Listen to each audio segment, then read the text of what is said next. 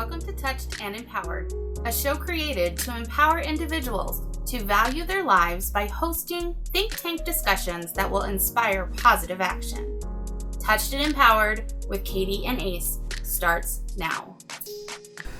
Thank you, Doe Renee, for contributing to the Teen Prevention Society.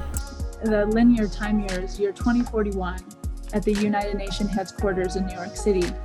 And the young man speaking as Secretary General says, "I'm so ecstatic, overjoyed, and even brought to tears from the new data from 2040. Last year, we marked history for humanity. There were no recorded suicides on planet Earth."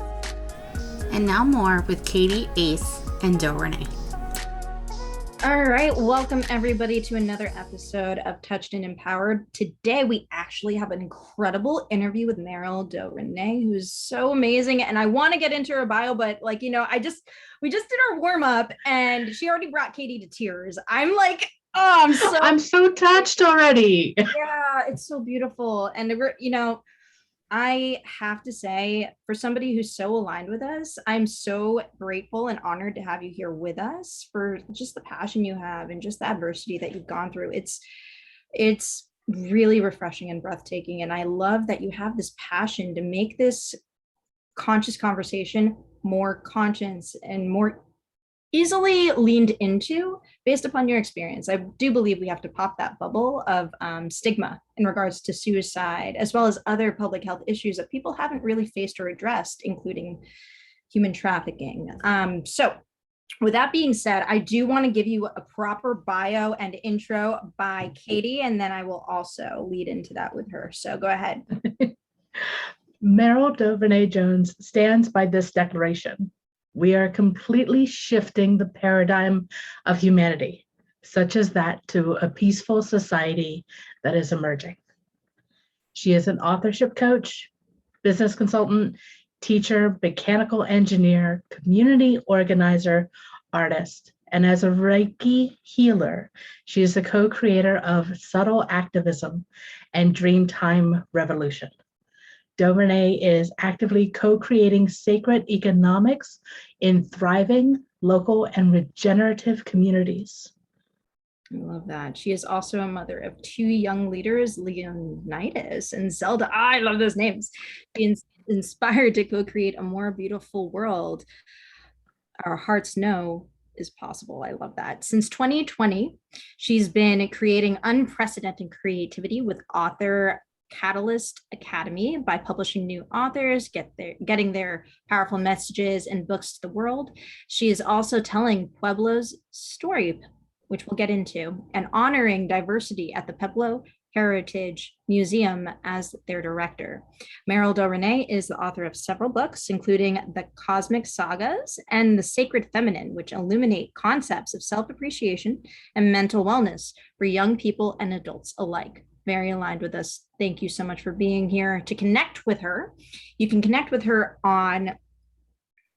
to get in touch with Meral Doe Renee, you can connect with her at her website at www.doerenee.com or her link tree. We'll definitely have those in the show notes and the comment section for everyone to get in touch with her. So thank you so much for joining us. And we'll segue right back into what we were discussing and why Katie just started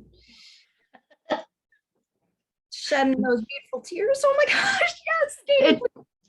The beauty of the people we are meeting in this podcast that we are doing.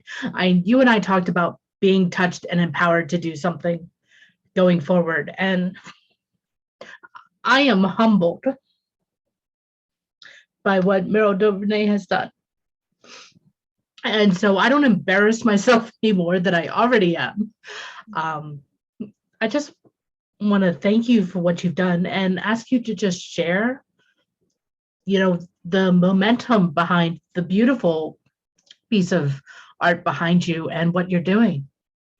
Yes, thank you so much for your realness and authenticity. I'm a firm believer that tears are sacred waterfalls of the soul. And sometimes when I have tears come up, like I did recently at a community show we did here, some people came up to me after, and they were asking, "Are you okay? Are you okay?" And I said, "Yes, I'm wonderful." And I still had some tears coming down my face as I was sharing, like I shared with you, some really powerful and beautiful feelings that I was remembering about finding out about a tragic suicide, and that I was able to like let that be seen, and was able to help them see that, oh no, don't worry, I'm fine, I'm more than fine. Tears are a powerful thing for me that I get to show and get to feel through. Here in this room that I'm in, we're displaying some art that myself and a couple other artists have actually created, visualizing that more beautiful world our hearts know is possible. And that term actually comes from a favorite author of mine, Charles Eisenstein, who has a book called The More Beautiful World Our Hearts Know Is Possible. So I love using that, because when I use that phrase, I've noticed even those who may feel a little jaded to the possibility that we could co-create peace on earth in our lifetimes, it's something strikes a chord in their heart. There's something in them when I say a more beautiful world our hearts know is possible. They feel into that, because whether they know it or not, the solutions that we want to create are not going to come from just the mind. It will come from our hearts and our minds working together, and all of our hearts and minds working together. And so I'm feeling really present to this quote that came through actually right here on one of my pieces. I'll grab for you. I know that they might not be able to see it, but I'll read what it says. On this piece I have this beautiful, what I call goddess of grief, that has been something that I have been empowered in and standing in myself in, is being an oracle or voice for the power of grief. It says, it's okay to feel grief, heaviness, uncertainty. Everything is shifting now. Hold on. This one's actually a little magnet that has that art on it with those words. And that really just sets the tone for everything I'd like to share with myself as an author, an artist, and mom. And really, we are in a shifting time right now. And I know that myself, I'm one of the biggest culprits of toxic positivity, of wanting to just push through something and, oh, well, it's okay, we'll got this, which is also a very important way of being as well. We need all types of perspectives and ways of looking at situations, and everything in balance is key.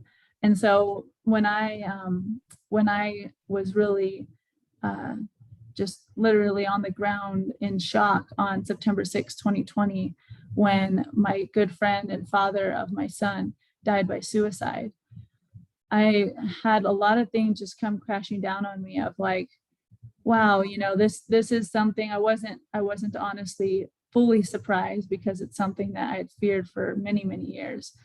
And, but at the same time, I was able to say like, wow, life is somehow still going to go on. And I wasn't sure how it was, but I knew it had to, and I knew I had to. And was just kind of sitting there, my sister there, consoling me by my side after I had just gotten the news.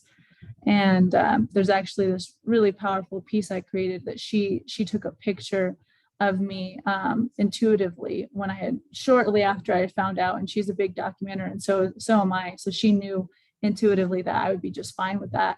So I wasn't even aware of her taking the picture, but I created this piece that shows me crying, and even this like black hole opening up into my heart. But then showing that we're always supported, that she and other, family members that passed on, angels, were there supporting me. So it was all this in this piece I created that I really go back to often when I feel that grief and sadness come up from that loss. And like I shared with you, the beauty is that from that loss, from that really devastating tragedy, a lot of beauty came from it. And on that day was when I made the choice to take this, skeleton of a Google Doc I had of a book called Cosmic. And I said, this book is coming out there with tears streaming down my eyes. I told my sister, Cosmic is being published this year, and it was September 6, 2020. And so 111 days later, just before Christmas, Cosmic, the story of 7 women who unveil an ultimate truth for humanity to awaken, was published. And it really dives into these really cool concepts like what would it take to connect openly with the cosmic family, which is another big part of who I am and my purpose in being a diplomat from Earth to the cosmos and cosmic civilizations. What would it also take to disclose 0-point technology, which would help free and create sacred economy for all of humanity? And also, what would it take to end the concept of suicide on Earth? And so it was very timely for me to find Katie and Ace here, because despite this book has been out for almost 3 years now, I've gone through ebbs and flows of feeling comfortable to really to speak as boldly and lovingly as I'd love to about what would it look like to co-create a world where we actually dissolve that concept of suicide. What would it take? I loved what I saw on the website for Touch and Empowered, that what would it look like to not have to have these fundraisers one day? And it really calls us and beckons us to really dream big. And when I dream that, when I can let go of the egoic thoughts of, oh, that's not possible, good luck with that, when I can breathe through that and honor that and let that go, I really feel in my heart, wow, that is possible. In fact, it's not only possible, it's happened before. We've had it on Earth. And that's something that I talk through on the book too, is through these connections with cosmic civilizations that have perhaps been where we have, we can learn so much. I love the analogy for those that might feel a little bit blindsided by this concept of not only are we not alone, but that there's many cosmic civilizations out there that have been where we have in our consciousness now. I think of the example of a big brother or a big sister or a mentor or a cousin that you may have had in your life when you were going through a hard time, and then putting their hand on your shoulder and saying, look, I've been there where you have before. Or a really beautiful show I was a part of recently called Spaceship or Sacred Storytelling, where in one of the pieces, myself and another woman are playing this role of a woman who's standing on the edge of a bridge wanting to take her life, and the other woman telling her that, look, I was literally almost taking my life 7 years ago, but somebody came in and helped me then, and now it's time for me to help you. Just that beautiful concept of paying it forward. And so we're in this beautiful, infinite cosmic reality where there's infinite timelines where we choose peace on Earth, and there's maybe also infinite timelines where we don't choose that, where we choose other things and keep repeating old cycles. And so knowing that there are infinite ways that we can create a world where we've dissolved suicide, and knowing that there are thousands and hundreds of thousands, I know in my heart, because I've actually experienced communication with cosmic family, and a lot more that I could share with that, that they're already living that beautiful reality that we're seeking to create on Earth. So that's just a little intro from me and a little inspirational message about who I am as Doe Renee, and just knowing that even with all that inspirational message that I have, I still have my days where I feel disempowered, and that having these spaces like Touch and Empowered podcasts and other groups and spaces helps us come back into alignment and that knowing that we can co-create that beautiful world. Thank you. Yeah, that's amazing. To say it bluntly. There's so many other words that are coming up that it's hard to express them all. And I know part of that is just my lack of knowledge for all of the different emotional words that we have in the English language. But you've touched home on so many points that resonate with me and with Ace, not just around our mission to bring suicide to an end, but as raising the positivity level of the planet on a whole, because there's so much possible when we just have that little bit of hope, that little bit of optimism, and being that guiding light for somebody who we might not expect to ever be that mentor. We might not ever expect to be the person to be paying it forward, but we're called to do so. And so you've just helped enlighten me to the fact that, oh, this is just another way that I am being called forward with the gifts that I've been given, and can help share those with other people. So I love everything that you have been saying. And I'm kind of like lost for words. I think Katie has like all the words jumbling and coming out and trying to figure. I'm here going, oh, I couldn't have said it better myself. That was the most encouraging perspective in regards to just understanding how hope and being that light, being that person that can actually take somebody out of that space of despair, and understanding that there's so many different ways to bring that about if we choose that light of hope. And Meryl, you definitely exemplify that, and I'm so grateful to have you here. I think I can't express it enough. I'm so appreciative for somebody who understands, because when I started this mission, this was even before I met Katie, and a couple of years prior to, and of course, my story was when I was younger. I was an early age. I don't want to say survivor, because I feel like that's not really it. I think more so I really did overcome this because of somebody somewhere empowering me through some type of question, just something subconscious, right? And to be honest, I think it was actually The Princess Bride. But good movie. So good. Yeah, just to kind of give you a bit of a reference and tie into what you're saying. And I really I don't want to talk as much, because your light is just so amazing, and what you're expressing is so fundamental for so many people right now. But the savior from my end, which I realized was in The Princess Bride, there's a scene where they're reviving the man in black, right? And they're asking him, hey, what's worth living for?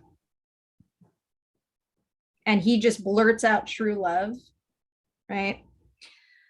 I don't think they knew that line right there was going to be backed up by a bunch of neuroscience that Katie can explain in the Talk That Saves Lives. But essentially, that was something that really brought out there's some type of hope. Even if it's not exactly what I'm looking for to stay here, that is something to think about, something to bring us into a new existence and elevate our life condition and bring us to a new space, allowing for someone to get out of their despair.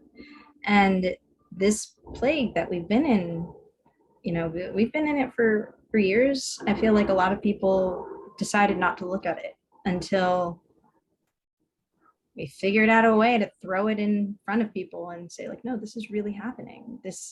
I know we say 703,000 from the world, from WHL.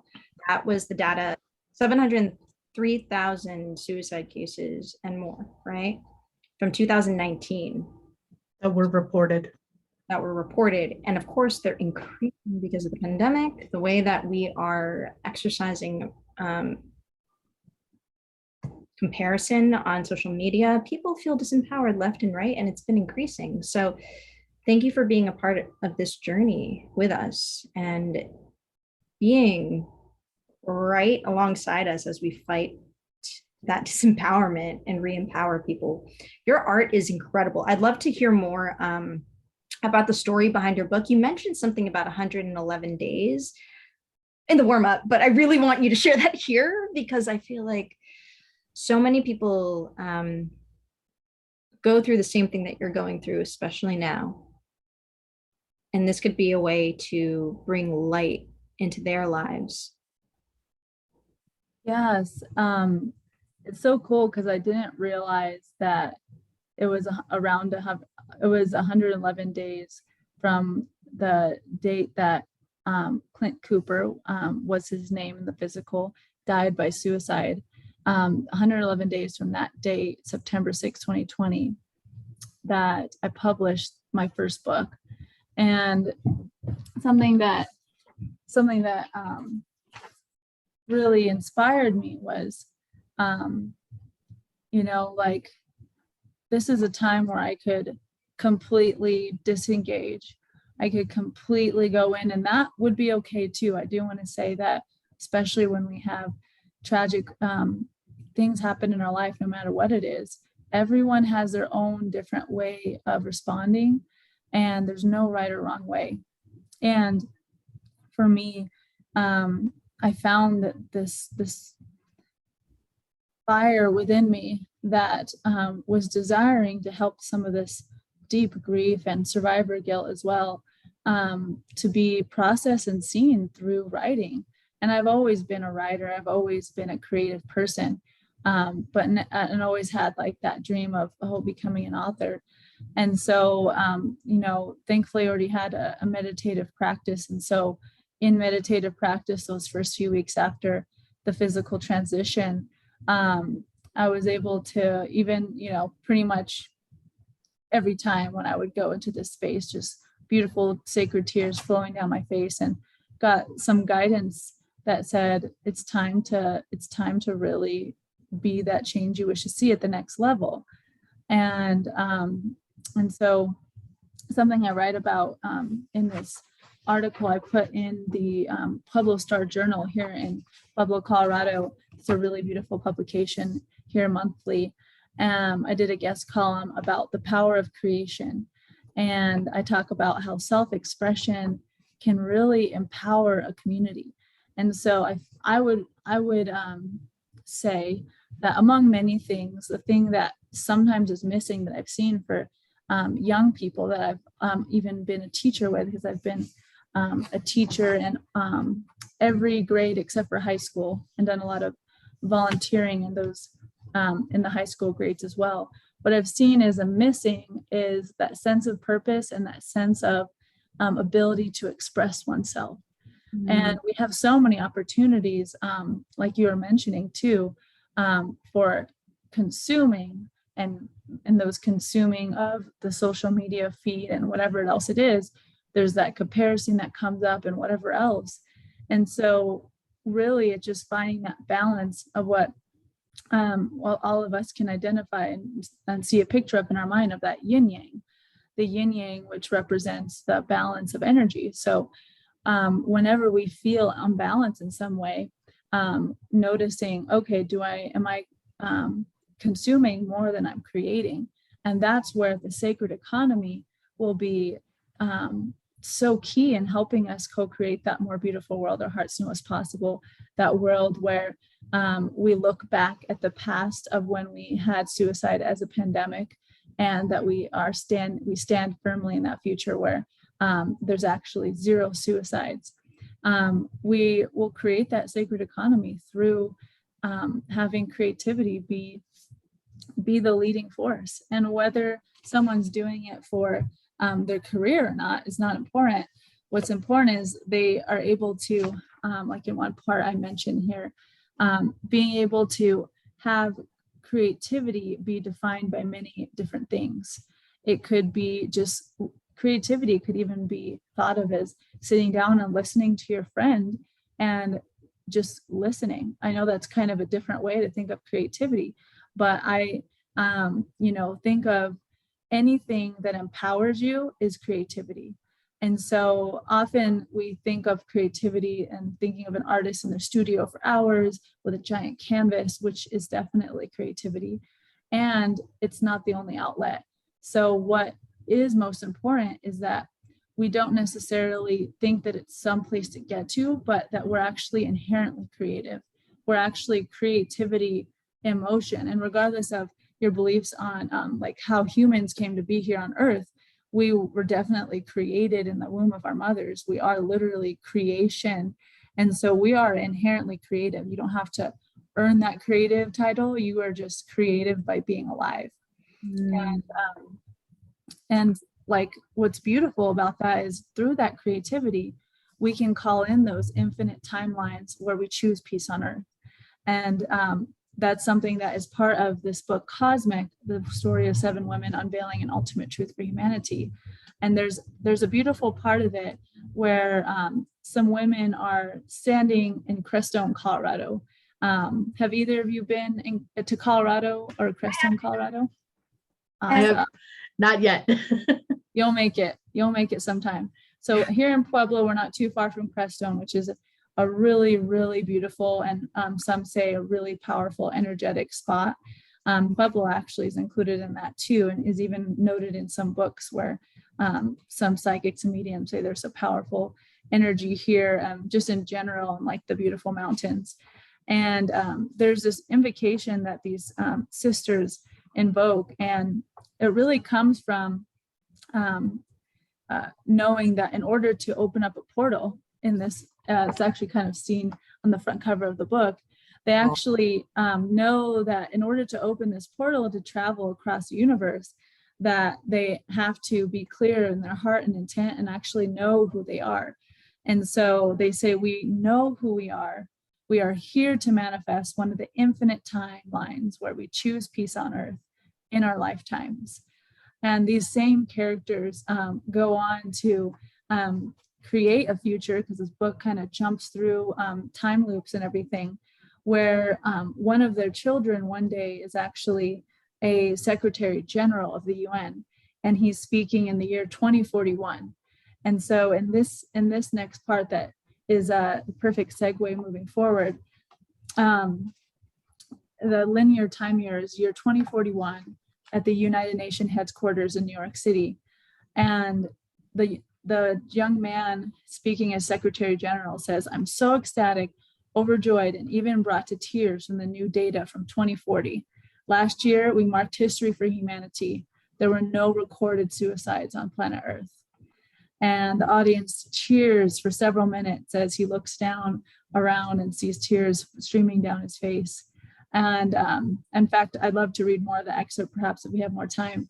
But basically, I bring that up to say, I got to create all this in my healing process of feeling so much grief and sadness of this tragic loss. And actually, there not too much later on, there was another person in our circle of friends that also died by suicide, and many more, like you've all counted and spoke about. There's just so much that it's come to the point where we can create this collective accountability, not like we're so wrong or bad that things are the way they are, but this empowered responsibility, ability to respond, accountability, like this is not what we want anymore, and it's not okay, and enough is enough. And while we may not change it tomorrow, we can totally, as I visualize in this book, do it by, I'm standing strong in the timeline that this scene becomes a reality in this fictional book, quote unquote. I wrote this book calling in what I want to happen in real time. So 2040, 2041, I'm standing for it. And that is the power of words. And one of the things that's clicking with me right now is we don't realize the power of the words that we say to ourselves as much as when we hear other people say it. But the words that we say to ourselves are even more impactful than when we hear it from an external source. And you sharing that story and just that little excerpt, I'm resonating with it. And I'm like, I can't wait to see what I'm doing when that happens, what my son is doing when that happens. But to make it even more impactful, I want a copy of the book so I can read that out loud to bring it faster into reality, because I know the more people that spread this joy of optimism and possibility, the quicker it's going to happen. Yeah. The vision of that is incredible. I actually saw, as you were mentioning, the headquarters in New York City, I randomly stumbled on it one day. So I could actually hear you saying those words and then me walking up towards the building. And then it was like, we're co-creating this right now. 2041, I'm standing here with you on that. We're going to continue to create this into the future. Thank you so much for sharing your story and being here with us. We are so grateful to have you here. Yes, thank you very much for being a part of the podcast and sharing all of this with us. And I am going to find the link for your book and make sure that that is in the show notes as well, because I truly believe the more people who understand that all things are possible, it's just going to help speed things up.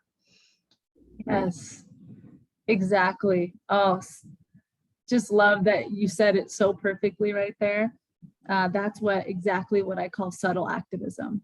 And also going along with that, the peaceful dream time revolution. So that kind of goes into the next realm of like, even if as you're hearing these words spoken and all of us speaking this optimism, even if there's a part of you that might feel very blaringly or subtly, maybe a little bit pessimistic, which is totally understanding given all of the evidence we have around us saying, oh, it's not possible.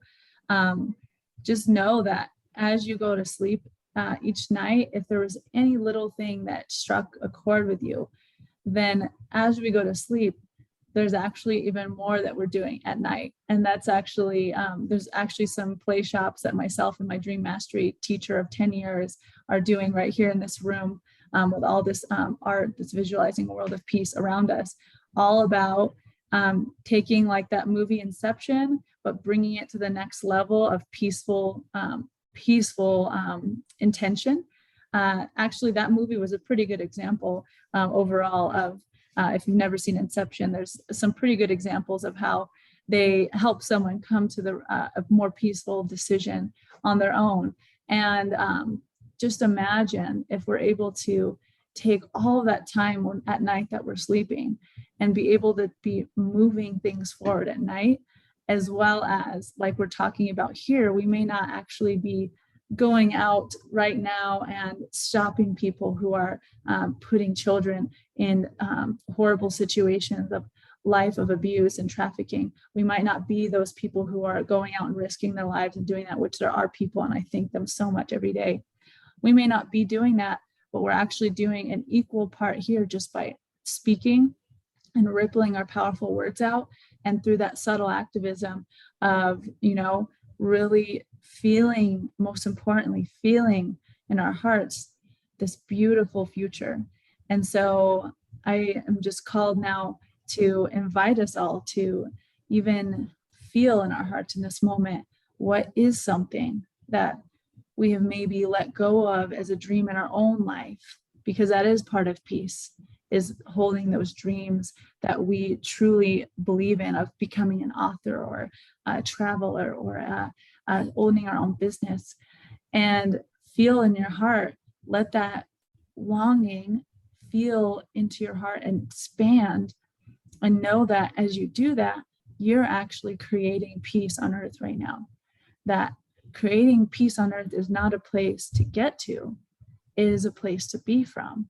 And in fact, it'll just happen like popcorn overnight, over maybe many nights, but we will just naturally see it.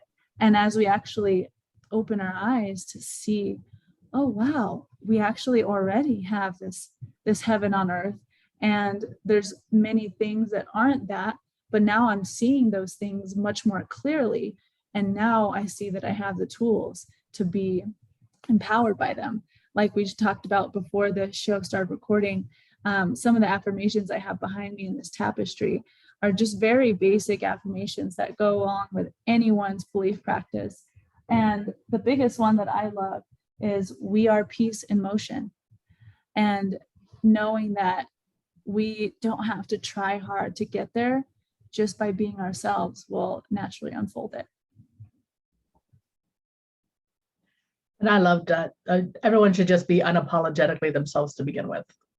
Yes. Thank you. Wow. I feel like there's such a beautiful just breeze to your voice and how you're expressing what you're saying, that it's really sinking, and hopefully, really just sinking into everyone right now who's listening, because this is high level stuff, folks. Like understanding that these are just high concepts, but it'll bring you into a new wave of thinking, What I want to tell everybody after this interview, because there's going to be some interesting stuff that's going to come in for you once you listen to this, and I already know it. 1, get plenty of sleep, drink lots of water, because with new information comes a big, with a new awakening of consciousness comes a bit of a sacrifice. You're going to let go of some old paradigms with this new information that you've just received today. You're going to need sleep, kind of like how a computer needs to sleep and update. You're going to need that, and you're going to need water. And then with these new paradigms that Meral just brought in for us, I really hope you understand that you're going to allow yourself to see this as it's now downloaded into your subconscious. This is going to work like wonders, and just, let go of that despair that we were talking about. It is natural, completely natural to have that pessimism, especially if you're used to it, right? But allow yourself to bring those dreams, that manifestation, that feeling, allow yourself to be present with it for a little bit longer, and a little bit longer, and a little bit longer every day. And just see how everything changes for you moving forward, because we're going to be here with you. Thank you so much. Thank you so much, and appreciate you creating this sacred space for healing through sharing. And just grateful for anyone listening who wants to connect, especially if you're resonating with the concept of becoming an author. Join up with us in Author Catalyst Academy. If you're wanting to be able to find your next level of empowerment through the aftermath of a tragic situation and you're experiencing grief, know that there's so many different ways for you to honor that grief whilst also transmuting it through different means like creativity. Yes, thank you so much for being here. We greatly appreciate everything that you've brought forward for us and for our audience. Thank you for joining us. We hope that the discussion today will inspire you to take positive action in your life. Until next week, be empowered.